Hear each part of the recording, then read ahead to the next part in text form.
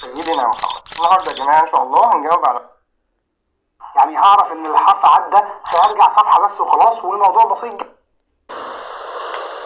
ده ايه القرف ده يا عم؟ الواحد زهق، كل شويه كورس ولا كورس ولا كورس، الواحد مش فاهم اي حاجه خالص. وعلشان خاطر سيادتك حمار. ايه انت بتقول ايه يا حبيبي؟ هو في حد عاقل يقعد يسمع من غير ما يطبق؟ عيب يا حبيبي، عيب يا حبيبي. تطبيق ايه دلوقتي؟ انا سامع فوق التلات اربع ساعات، مره هنا ومره هنا ومره هنا ومره هنا، والحاله زفت خالص، وعمال تقولي لي كل حاجه سهله.